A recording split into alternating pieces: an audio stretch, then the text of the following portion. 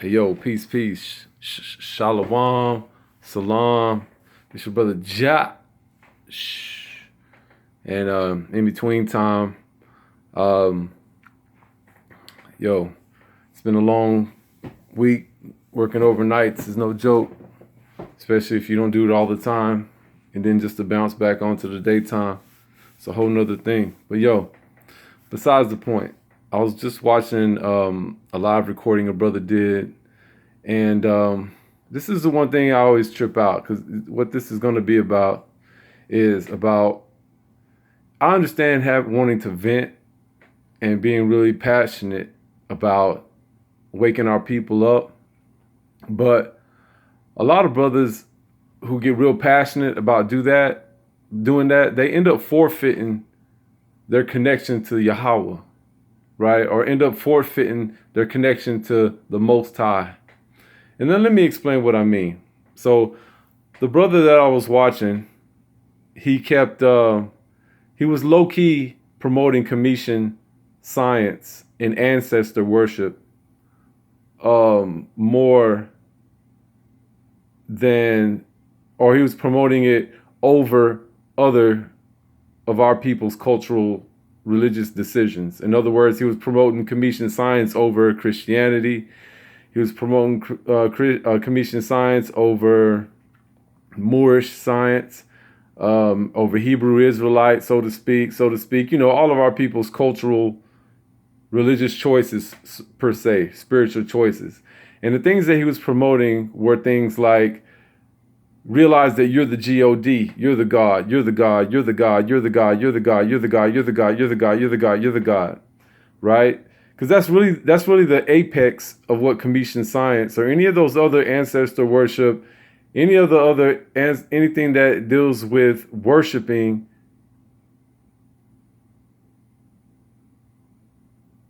incorporeal spirits or principles. Because people call them their ancestors, right? But they don't know if that's their ancestor or not. They don't know what's going on that side. They just know what they experience in their insides and in their daily walk, right? So if their mind is filled with notions that they're getting talked to and spoke to by their ancestors, sure, you can take it and you can run with it, you can meditate on it, but pretty soon, if those ancestors are telling you to do crazy shit, like say that you're God or that you're the sole God, right? Then you're going off, and then you're disrespecting the Most High. You're disrespecting Yahweh, Allah Yawan. You know what I'm saying? And I see this too often. And this is the deal with our people, is that we react. If a brother is coming out and he's being real strong, right? And he's like, yo, man, you know what? Y'all motherfuckers gotta wake up. Y'all niggas is asleep. You see this book here? These books, you know what I mean? Let me show you an example. You see this book right here? I read this book, man. I done went through this book cover to cover, and look at this book, man. Look at everything I'm doing. I got highlights. I done highlighted this book. I done read this whole book. I read the whole book. And so what y'all gotta realize is y'all gotta realize this book right here, this book right here, it's just, you gotta read between the lines, man, because the white man made this book. And so the white man utilizes this book so that he can control the world, man. He can control the world. He can put you under slavery. He used this book to put you in slavery and to rule everything out here. He used this book. Jesus is just the sun. The disciples are the stars, and the heavenly planets are Caesar, and the Apostle Paul was the motherfucking ball of light and shit. You know what I'm saying?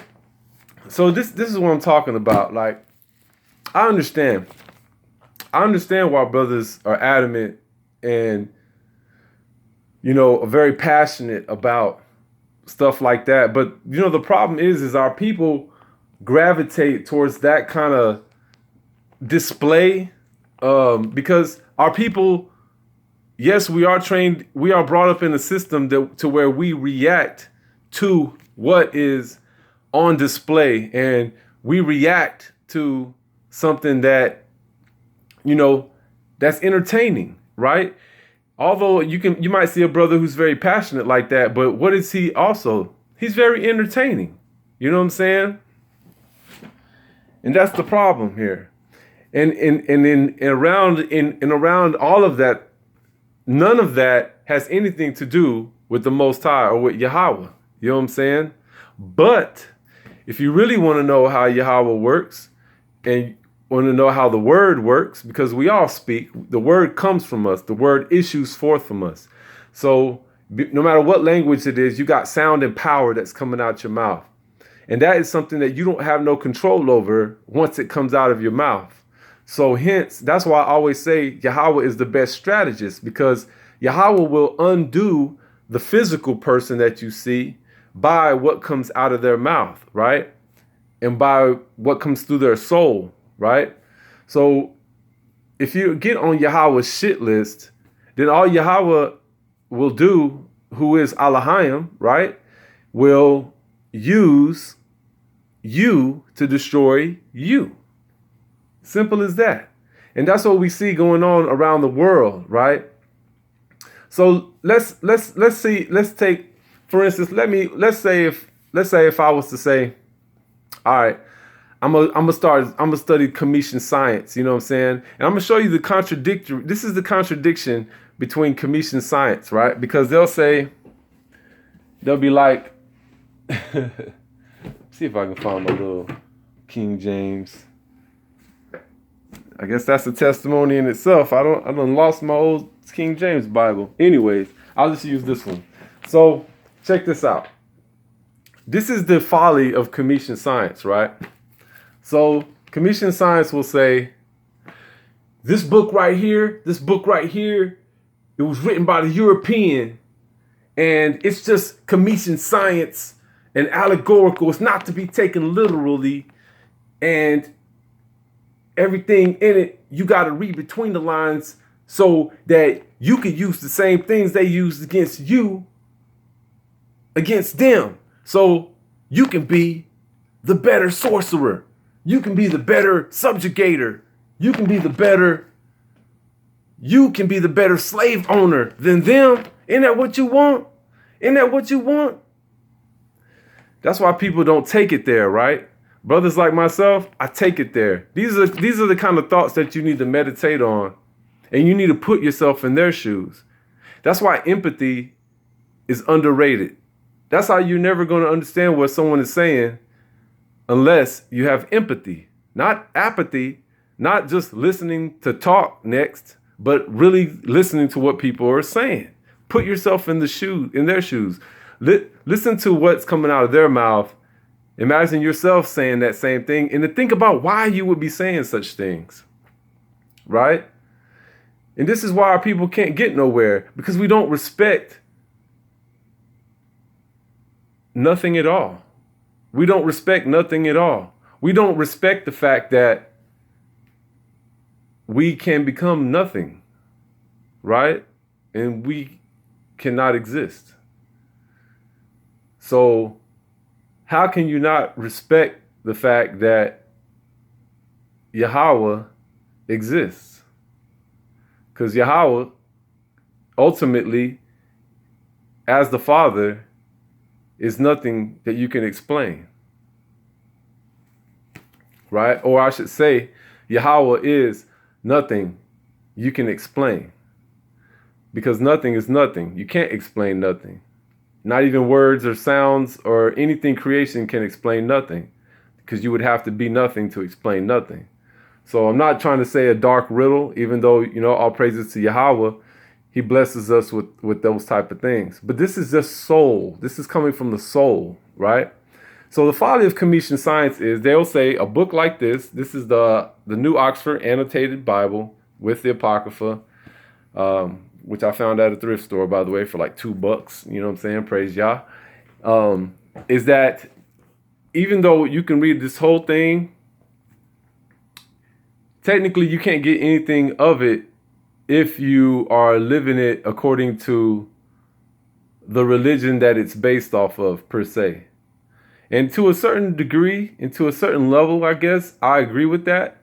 But for me to say that to totally, for me to low key say, get rid of this book, but yet go find a book on what's written in stone in so-called Egypt or Kemetian or any other culture for that matter, and to do the same thing with stones as you would do with